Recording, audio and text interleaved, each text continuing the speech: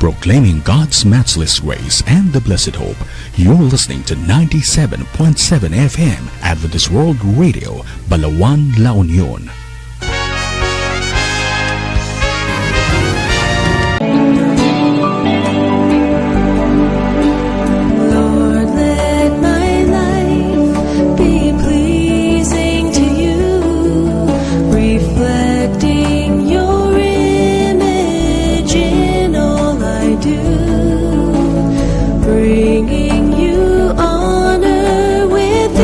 Word I say, I ask for your wisdom today,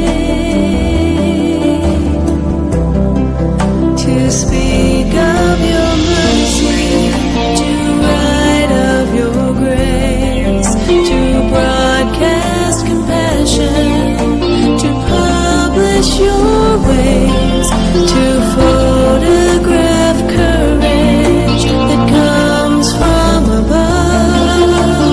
Lord, let my life commune. Good morning to all of you. Ito po muli ang atin pong programa, ang Morning Mana. Sa atin pong mga kaibigan na ngayon po ay ating nakakasama sa atin pong programa, pinapaabot po namin mga minamahal na kaibigan ang mainit na pagbati sa bawat isa sa atin. From 97.7 FM, kami po'y bumabati ng isa pong mapagpalang umaga, mga minamahal kong kaibigan. Bago po natin simulan ang atin pong pagbabasa ng atin pong Morning Mana, nanyayahan po namin kayo, mga minamahal kong kaibigan, na tayo pong lahat ay magsama-sama sa pamamagitan ng panalangin. Tayo po'y manalangin.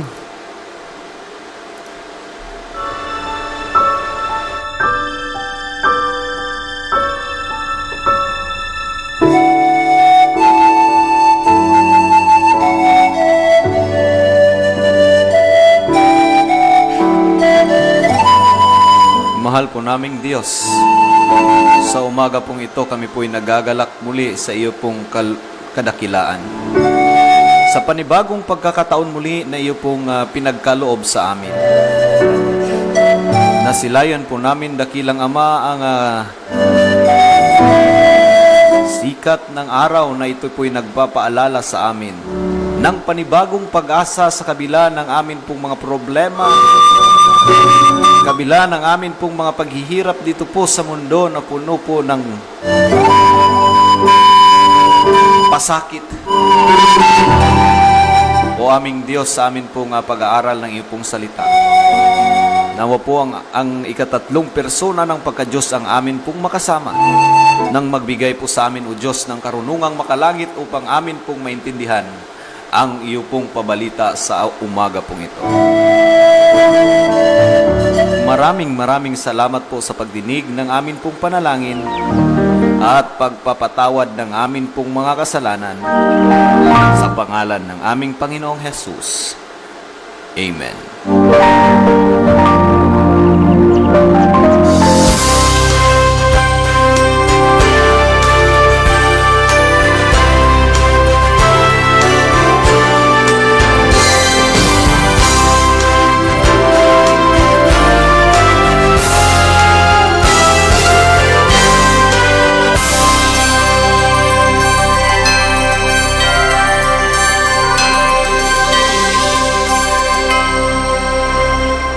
Ang pamagat po ng ating pong Morning Mana sa umagang ito, mga minamahal kong kaibigan, I will keep a song in my heart.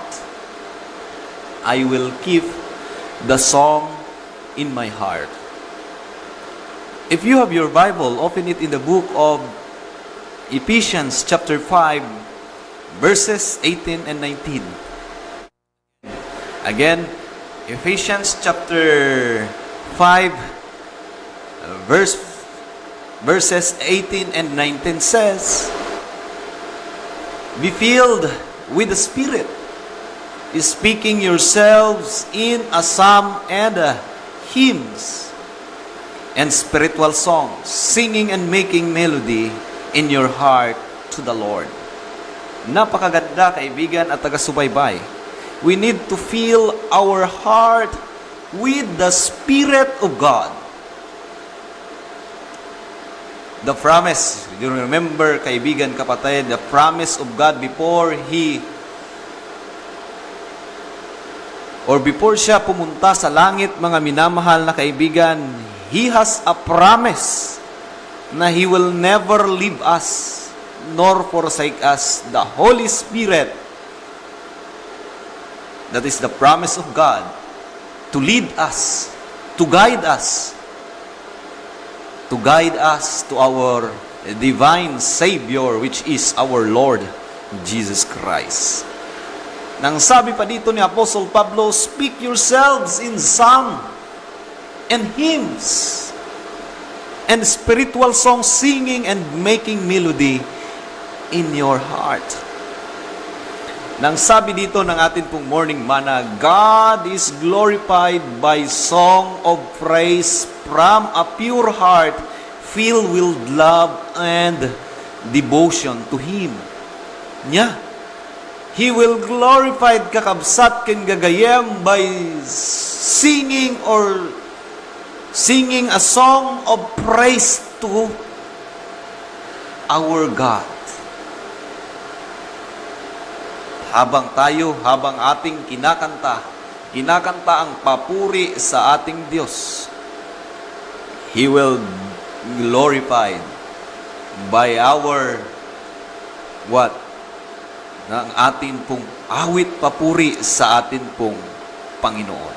Nang sabi pa dito, kaibigan, the gratitude which they Christian feel and peace of God ruling us with them, make melody in their hearts unto the Lord by the words to the mention of the depth of love and thankfulness due the dear Savior. To express our gratitude and thanks to Him, we will sing, kaibigan, atin pong awitin ang papuri, himnong papuri sa atin pong Diyos, to express our gratitude and thankfulness to Him.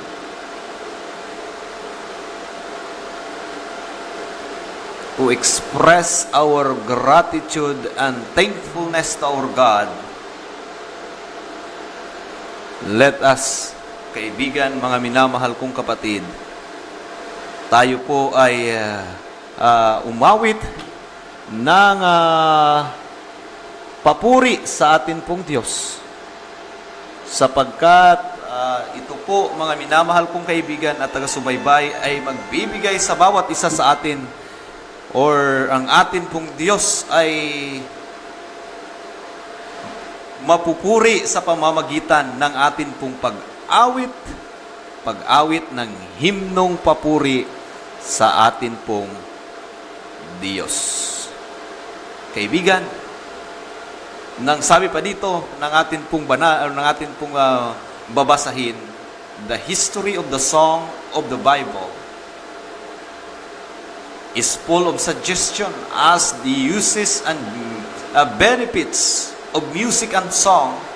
Music is often perverted to serve the purposes, and thus one most na ito pong mga awiting ito, dapat ang atin pong awitin ay parati pong magbigyan ng papuri ang atin pong Diyos. Sabi pa dito, as the children of Israel journeying, while they are journeying, going to, or habang sila ay naglalakad patungo sa wilderness, papunta sa promised land, mga minamahal na kaibigan. Kung inyo pong mapapansin, they are singing songs to God. Yeah, they are singing, they are cheering while their way to the promised land. So, ang sabi ito, so God bids His children today gladden their pilgrim life, and they are few means more effective fixing His word in the memory and repeating them in song. And such song a wonderful power, if has the power to subdue the rude and uncultivated natures. Power, thoughts, and power quickly thoughts and awaken sympathy to promote harmony, action, and banishes the gloom and forbidding to destroy courage and weaken effort. Kung atin pong mapapansin, kaibigan, mga taga-subaybay, na sa pamamagitan po ng atin pong mga awit papuri, minsan ay ito pong awit papuri na ito sa ating Diyos ay nakapagbibigay rin ng inspirasyon sa atin pong mga kaibigan. Habang atin po silang inaawitan ng awit na papuri ng atin pong Diyos. Lalong-lalo na yung atin pong mga kaibigan na nalulumbay, nawawalan na ng pag-asa sa kanila pong mga buhay sa napakarami-raming problema. Kaibigan, guys, kung atin po silang kakantahan, papuri ng atin pong Diyos, ay ang kanila pong mga nararanasan ay gagaan habang atin pong inaawitan sila, awit, papuri sa ating Diyos ay nakapagbibigay po ng gagaan ang kanila pong pakiramdam at lalo silang manampalataya at ang kanilang relasyon sa ating Diyos ay lalo pang umigting, kaibigan. Dito, ang sabi pa dito, one of the most effective means impressing the heart with spiritual thought. How open to the soul, hard pressed and ready to disappear. Memory recall some words of God, the long forgotten, forbidden, a childhood song. Temptation lost their power. Life takes new meaning and new purpose. Courage, gladness are imparted to other soul. Napakagandang kaibigan na taga-subaybay na sa pamamagitan ng mga awiting papuri sa ating mahal na Diyos, mapapagaan po natin ang mga kalooban ng ating pong mga kaibigan na nahihirapan by singing a song, praises to God. Just like song, May Nagmamahal Sa'yo. Yeah? If you know that song, kaibigan, isa pong napakagandang awitin na magbibigay po sa bawat isa sa atin ng inspirasyon. Not only mapapagaan po ang kalooban ng atin pong mga kaibigan, mga kapatid na hihirapan kapatid at kaibigan sa kanila pong mga pang-araw-araw na ginagawa na sa pamamagitan ng awit papuri sa atin pong Diyos, magbigay nawa ito inspirasyon, kaibigan. At bago po tayo magtapos sa atin pong programa, nais ko po kayo na inaanyayahan muli na tayo po ay manalangin. Let us pray, kaibigan.